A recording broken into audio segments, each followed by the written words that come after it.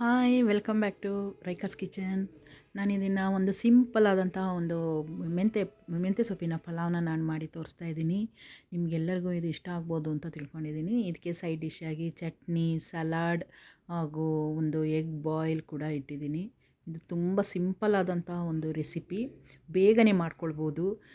ಯಾವುದೇ ಹೆಚ್ಚಿನ ಮಸಾಲೆ ಯೂಸ್ ಮಾಡದೆ ಮಾಡ್ತಾ ಇರುವಂಥ ಒಂದು ಮೆಂತ್ಯ ಸೊಪ್ಪಿನ ರೆಸಿಪಿ. ಬನ್ನಿ ನೋಡ್ಕೊಂಡು ಬರೋಣ.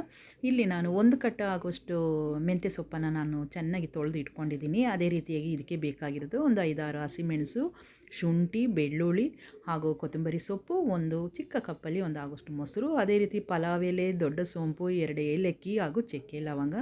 ಅದೇ ರೀತಿಯಾಗಿ ಇಲ್ಲಿ 2 ದೊಡ್ಡ ಈರುಳ್ಳಿ ಹಾಗೂ 1 ಟೊಮೆಟೊ. ಇಷ್ಟೇ ಇದಕ್ಕೆ ಬೇಕಾಗಿರೋದು. ಈಗ ಇಲ್ಲಿ ಹಸಿಮೆಣಸು ಹಾಗೂ ಇಲ್ಲಿ ಏನು ಹಸಿ ಮಸಾಲೆನ ನಾನು ತೊಗೊಂಡಿದ್ದೀನಿ ಅದನ್ನು ನಾನು ಗ್ರೈಂಡ್ ಮಾಡ್ಕೊಂಡು ಬರ್ತೀನಿ. ಅದೇ ರೀತಿಯಾಗಿ ಇಲ್ಲಿ ನೀವು ಮೆಣಸು ಖಾರ ಬೇಕಂತೇಳಿದ್ರೆ ನೀವು ಸ್ವಲ್ಪ ಜಾಸ್ತಿನೇ ಯೂಸ್ ಮಾಡ್ಕೊಳ್ಬೋದು. ಈಗ ಇದನ್ನೆಲ್ಲ ಚಿಕ್ಕದಾಗಿ ತುಂಡು ಮಾಡಿಕೊಂಡು ಶುಂಠಿನ ನಾನೀಗ ಅರಿಶಿನ ಪುಡಿಯನ್ನು ಹಾಕ್ಕೊಂಡು ನಾನೀಗ ಗ್ರೈಂಡ್ ಮಾಡ್ಕೊಳ್ತೀನಿ. ಇದು ನೈಸ್ ಪೇಸ್ಟ್ ಆಗಬೇಕು. ಅದೇ ರೀತಿಯಾಗಿ ಇಲ್ಲಿ ಸೊಪ್ಪನ್ನು ಕ್ಲೀನಾಗಿ ನೀಟಾಗಿ ತೊಳ್ಕೊಂಡು ಇಟ್ಕೊಂಡಿದ್ದೆ. ಈಗ ಚಿಕ್ಕದಾಗಿ ನಾನು ಕಟ್ ಮಾಡ್ಕೊಳ್ತಾ ಇದ್ದೀನಿ. ಚಿಕ್ಕದಾಗಿ ಕಟ್ ಮಾಡಿ ಇದನ್ನು ನಾನು ಈಗ ಸ್ವಲ್ಪ ಎಣ್ಣೆ ಹಾಕಿ ಈಗ ಒಂದು ಕುಕ್ಕರ್ನ ಇಟ್ಕೊಂಡಿದ್ದೀನಿ. ಈಗ ಸ್ವಲ್ಪ ಎಣ್ಣೆ ಹಾಕಿ, ಸ್ವಲ್ಪ ಅಂತ ಹೇಳಿದ್ರೆ ನೀವು 2ರಿಂದ 4 ಸ್ಪೂನ್ ಎಣ್ಣೆ ಹಾಕ್ಕೊಳ್ಳಿ. ನೀವು ತುಪ್ಪ ಬೇಕಾದ್ರೆ ಯೂಸ್ ಮಾಡ್ಕೊಳ್ಬೋದು. ನಾನಿಲ್ಲಿ ತುಪ್ಪ ಯೂಸ್ ಮಾಡ್ತಾಯಿಲ್ಲ, ಎಣ್ಣೆ ಹಾಕ್ಕೊಂಡಿದ್ದೀನಿ. ಅದೇ ರೀತಿಯಾಗಿ ಪಲಾವ್ ಎಲೆ, ಚಕ್ಕೆ ಲವಂಗ ಏನಿದೆ ಇದನ್ನು ಹಾಕ್ಕೊಂಡು ನಾನು ಚೆನ್ನಾಗಿ ಫ್ರೈ ಮಾಡ್ಕೊಳ್ತೀನಿ. ಅದೇ ರೀತಿಯಾಗಿ ಇಲ್ಲಿ ಕಟ್ ಮಾಡಿ ಇಟ್ಕೊಂಡಂತಹ ಈರುಳ್ಳಿನ ಕೂಡ ನಾನು ಹಾಕ್ಕೊಳ್ಳಿ. 2 ದೊಡ್ಡ ಈರುಳ್ಳಿನ ನಾನು ಸ್ಲೈಸಾಗಿ ಚಿಕ್ಕದಾಗಿ ಕಟ್ ಮಾಡ್ಕೊಂಡಿದ್ದೀನಿ, ಬೇಗ ಫ್ರೈ ಆಗಲಿ ಅಂತ ಹೇಳ್ಕೊಂಡು.